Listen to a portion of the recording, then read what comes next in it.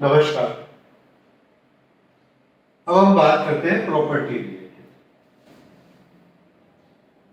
बात करते हैं, क्या ये बंदा अपना घर का घर बना पाएगा? क्या ये बंदा अपनी दुकान ले पाएगा या प्रॉपर्टी डेवलप कर पाएगा? अगर कर पाएगा तो कब कर पाएगा, किस तरीके से कर पाएगा? प्रॉपर्टी आज सबसे बड़ी समस्या है। प्रॉपर्टी, लोगों को अपना रहने का घर चाहिए। तो अब हम लोग इस प्रॉपर्टी पे कंसंट्रेट करते हैं। प्रॉपर्टी है ना, चौथा भाव।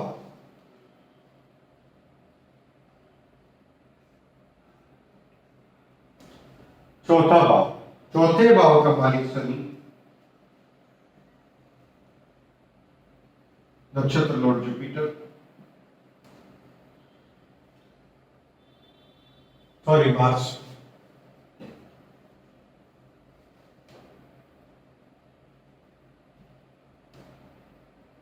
सब लॉर्ड जुपिटर और सब लॉर्ड केतु।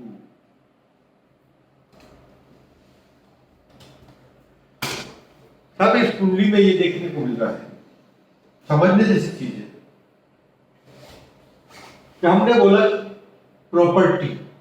पहली चीज तो ये समझना चाहिए कि प्रॉपर्टी यानी चौथा भाव, चौथा भाव हमारी माता श्री का भी होता है।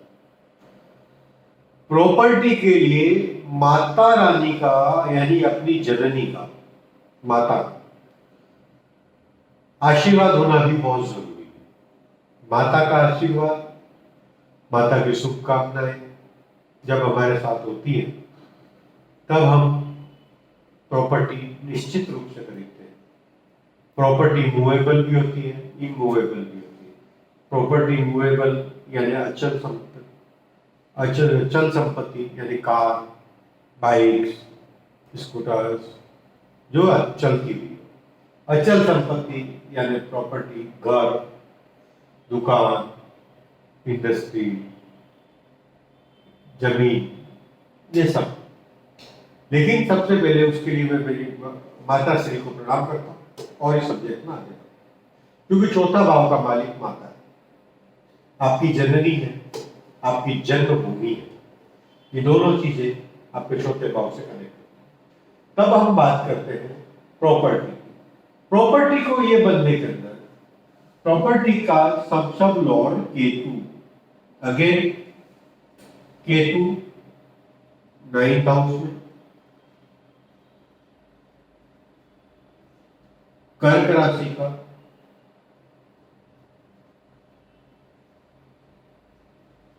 मरकरी के नक्षत्र,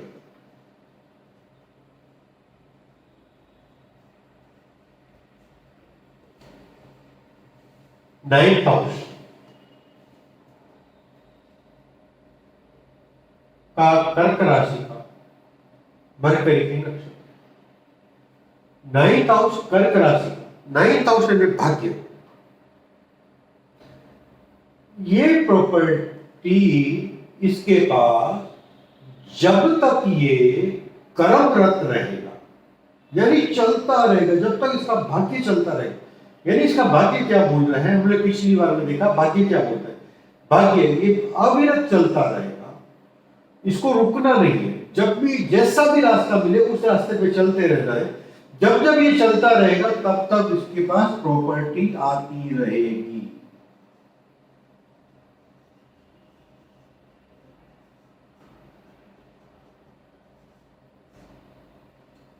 क्यों? केतु कर्क राशि, 9वें भाव, भाग्य के साथ, मरकरी के नक्षत्र। मरकरी बैठा 11th हाउस। 11th हाउस यानी डिजायर फुलफिलमेंट।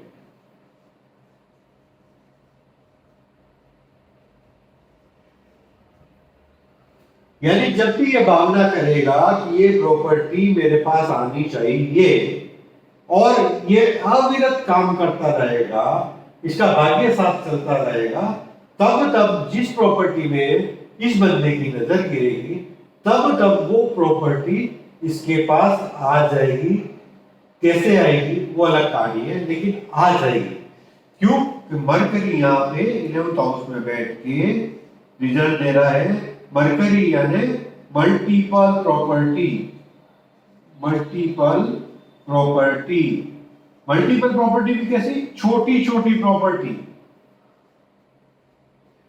अगर ये बड़ी प्रॉपर्टी लेने जाएगा तो नहीं आएगी, क्योंकि इसके भाग्य में छोटी छोटी प्रॉपर्टी लेना लिखा है। और प्रॉपर्टी भी कैसी लेनी है? पुरानी प्रॉपर्टी, क्योंकि प्रॉपर्टी का मालिक शनि है। शनि है ना पुरानी प्रॉपर्टी। शनि है ना पुरानी प्रॉपर्टी। मार्स यानी मंगल फोर्सली बोले ले लेगा, सौदा कर लेगा, बोलेगा आज की तारीख में बैठे बैठे ठीक है 5 लाख रुपए की प्रॉपर्टी मेरी हो, तो इसके पास ये property by hook and by crook बुध और केतु मिलके दे ही देगा। इसको पीछे नहीं रखना है, लेकिन ये याद रहे इसको नई प्रॉपर्टी यानी बुकिंग वाले काम में कभी भी नहीं जाना है, नहीं तो इसके पास वो प्रॉपर्टी नहीं आएगी। क्योंकि शनि ये बोलता है स्थिर पुरानी प्रॉपर्टी जब ये लेगा तो वो इसके भाग्य इसके साथ काम करेगा। नई बुकिंग में इसका भाग्य इसके साथ काम नहीं कर रहा, क्योंकि प्रॉपर्टी में उसका भाग्य इसका नई बुकिंग में साथ नहीं दे रहा है। मंगल प्रॉपर्टी का मालिक है, चौथे भाव में नक्षत्र लॉर्ड, यानी प्रॉपर्टी निश्चित होगी। मंगल की दशा, मंगल की अंतर्दशा, मंगल की प्रत्यंतर दशा, मंगल की सूक्ष्म दशा, मंगल की सूक्ष्म दशा जब भी होगी तब ये प्रॉपर्टी में इन्वेस्टमेंट करेगा। और जुपिटर सब लॉर्ड होने की वजह से इसको डिवाइन सपोर्ट आशीर्वाद प्राप्त रहेगा। और केतु इसका भाग्य हमेशा अविरत इसके साथ रहेगा। कंडीशन इसको बिना नेगेटिव थॉट लिए इसको चलते रहना है। जब तक ये चलता रहेगा तब तक इसका भाग्य साथ देगा, और इसका भाग्य साथ देगा तो इसकी डिजायर प्रॉपर्टी की फुलफिलमेंट होती रहेगी। यानी प्रॉपर्टी आएगी, वो भी मल्टीपल स्वरूप में प्रॉपर्टी आएगी, इसमें कोई भी शक शुबा नहीं है। अब कब आएगी ये भी बड़ा सवाल। जैसे हमने बोला मंगल की दशा, महादशा, अंतरदशा, प्रत्यंतर दशा, सूक्ष्म दशा में। अब यहाँ पे मंगल के साथ राहु भी एडजॉइंट है इनकी कुंडली में थर्ड हाउस, यानी मंगल की अंतरदशा और राहु की अंतरदशा, मंगल की अंतरदशा में भी आएगी और राहु की अंतरदशा में भी प्रॉपर्टी आएगी। इसके लिए इनके मंगल और राहु दोनों प्रॉपर्टी के दाता और केतु भाग्य विधाता है। इस कुंडली में इस चीज को समझना सबसे ज्यादा जरूरी है कि प्रॉपर्टियां कब कब आएगी। मंगल और राहु जब जब भी मंगल की दशा, अंतरदशा, प्रत्यंतर दशा, सूक्ष्म दशा और सूक्ष्म दशा होगी तब तब इनको प्रॉपर्टी मिलेगी। हाँ कंडीशन, अगर इनका मंगल या राहु, क्यों मंगल राहु के साथ बैठा हुआ है तो राहु रिजल्ट मैक्सिमम देता है, और राहु मंगल के साथ बैठा हुआ तो मंगल जैसा व्यवहार करता है। इस चीज को समझना बहुत जरूरी है। मंगल राहु के साथ बैठा है तो राहु रिजल्ट देता है, लेकिन राहु मंगल के साथ बैठा हुआ है तो राहु भी मंगल जैसा व्यवहार करता है। यह ध्यान रखना बहुत जरूरी है। उग्रता, दिमाग उग्र हो जाता है ये समझने में कि राहु मंगल जैसा व्यवहार करता है, यानी इस बंदे का जब जब भी राहु डैमेज होगा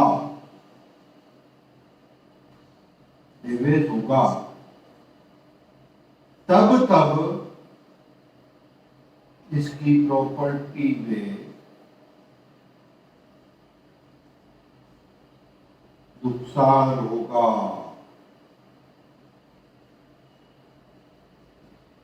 या बिकेगी।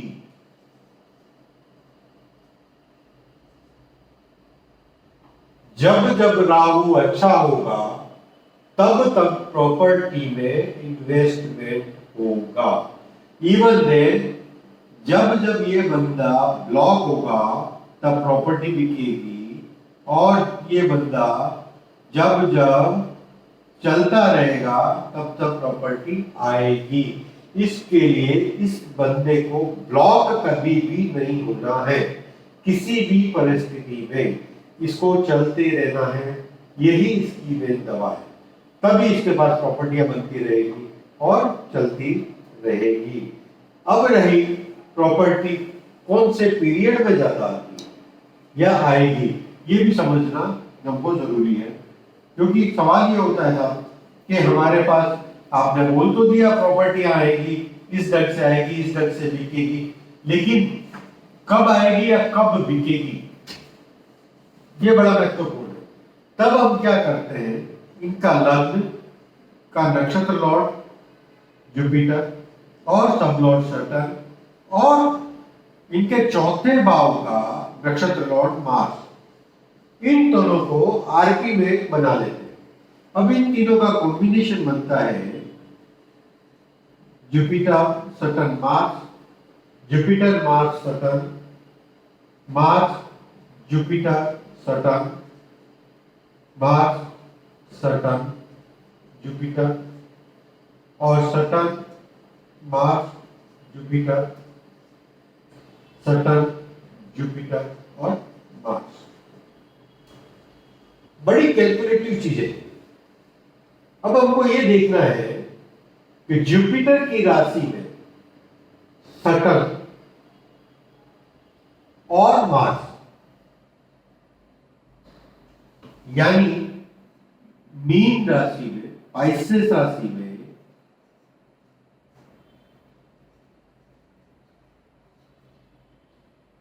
शनि के नक्षत्र में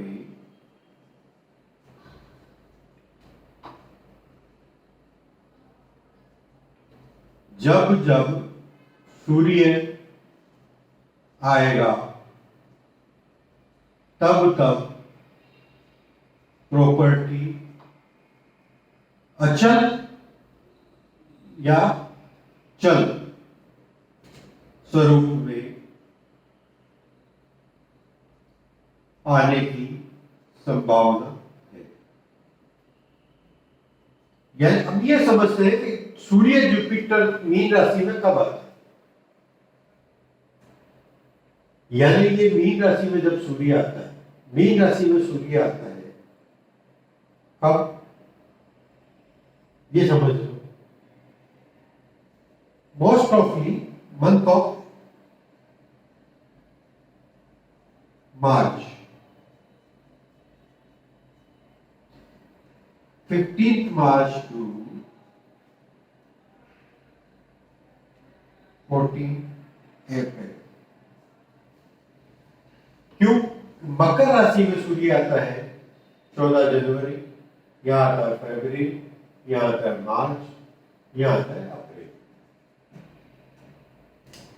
तो हमें ये समझना है प्रॉपर्टी का भाई चल या अचल 15 मार्च टू 14 अप्रैल के बीच में। और भी हम अगर डिटेलिंग में जाते हैं तो शनि का नक्षत्र जो है 19 मार्च से स्टार्ट होके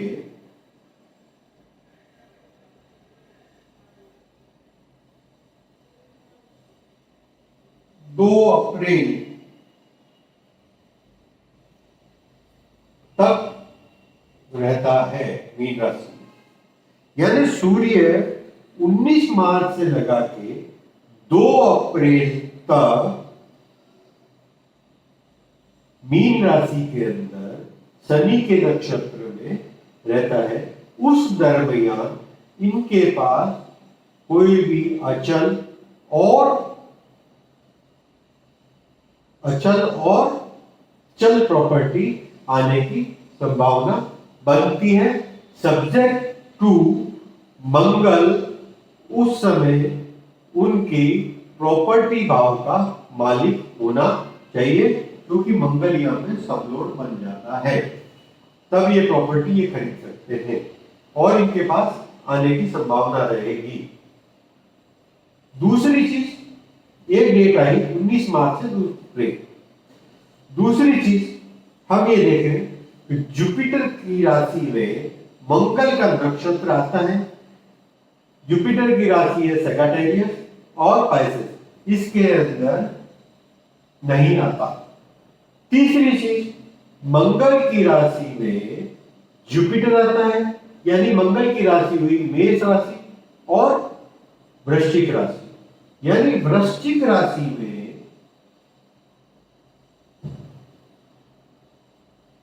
जब जब सूर्य आता है, वृश्चिक राशि में जब सूर्य आएगा तब प्रॉपर्टी आने का योग बनता है।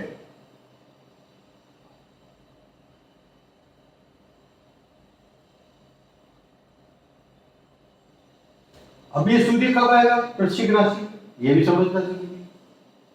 ये दिसंबर, ये नवंबर, यानी 15 नवंबर से 18 नवंबर के बीच, क्योंकि यहां पे जुपिटर 3 डिग्री का ही रहेगा, यहां पे जुपिटर 3 डिग्री का ही रहेगा, यानी 15 नवंबर से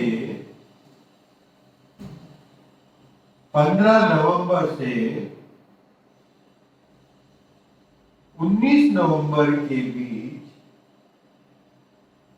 तक प्रॉपर्टी योग बनता है।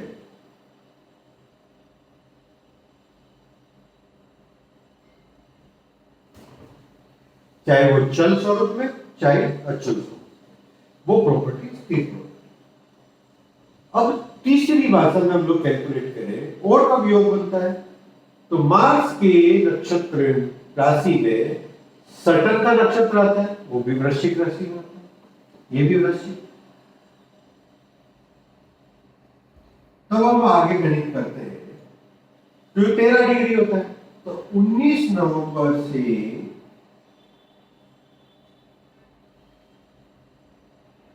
13 दिन, 2 दिसंबर, 19 नवंबर से 2 दिसंबर तक स्थिर प्रॉपर्टी आने का योग बनता है। तीसरी बात में, इसके बाद में कौन सा योग बनता है, सटर्न शनि की राशि में मंगल का नक्षत्र आता है, यानी कैप्रिकॉर्न। कैप्रिकॉर्न में मंगल का नक्षत्र,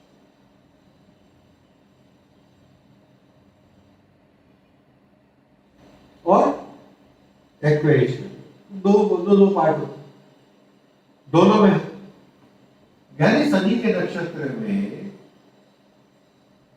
शनि की राशि में, शनि की राशि कौन सी, कैप्रिकॉर्न, एक्वेरियस,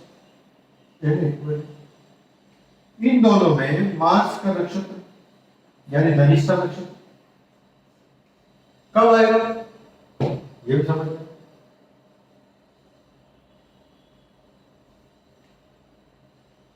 14 जनवरी प्लस 20, यानी 4 फेब, 4 फेब, 4 फरवरी से लगा के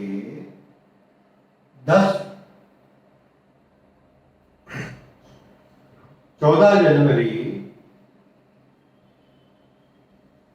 से 14 जनवरी से 24, यानी क्योंकि 6 डिग्री का ही वो है, 18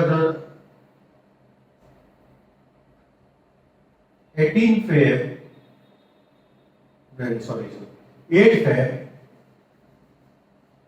8 Feb to 14 Feb and 14 Feb to 22 Feb, यानी 8 फरवरी से 22 फरवरी के बीच में इनके पास प्रॉपर्टी आने का योग बनता है। 8 फरवरी से 22 फरवरी के बीच में प्रॉपर्टी आने का योग बनता है।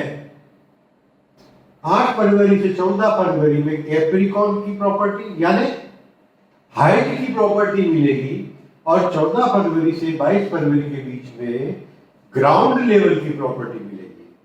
ये भी डिटेलिंग हम लोग कर सकते हैं। इसके बाद शनि के नक्षत्र में जुपिटर यानी अगेन एक्वेरियस राशि, एक्वेरियस राशि, एक्वेरियस राशि के अंदर जब जब सूर्य आता यानी जुपिटर, एक्वेरियस राशि में भी जुपिटर के नक्षत्र, एक्वेरियस राशि स्टार्ट हुई तकरीबन 14 फेब से,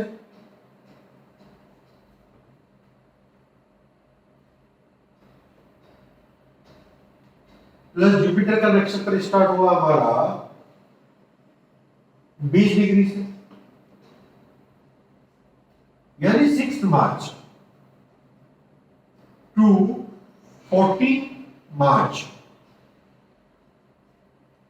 4 मार्च टू 14 मार्च, 4 मार्च से 14 मार्च के बीच में भी इनके पास प्रॉपर्टी आने का योग बनता है। इन शॉर्ट जब हम कैलकुलेशन करते हैं इनको प्रॉपर्टी कब कब मिल सकती है, तो कैलकुलेशन में हम लोग ये करते हैं कि इनको एक फरवरी के महीने में प्रॉपर्टी मिल सकती है, दूसरा इनको मार्च के महीने में प्रॉपर्टी मिल सकती है, तीसरा इनको नवंबर के महीने में प्रॉपर्टी मिल सकती है। यानी इनके लिए फरवरी, मार्च, नवंबर, ये 3 महीने जो है इनके प्रॉपर्टी के महीने। ये 3 महीनों में इनके पास प्रॉपर्टी आने की पूर्ण संभावनाएं रहती हैं। अब इसमें कार भी हो सकती है, गोल्ड भी हो सकता है और अचल प्रॉपर्टी भी हो सकती है। ये इनके भाग्य में, इस भाग्य के कारण इनके पास प्रॉपर्टियां आने के बहुत सारे योग बनते हैं। दिमाग और फोकस लगाना इनका अपना काम है। इन महीनों में जब भी फोकस लगेंगे, फरवरी, मार्च और नवंबर के महीनों में इनके पास प्रॉपर्टी आने के पूर्णतया योग बनते हैं। धन्यवाद, थैंक यू।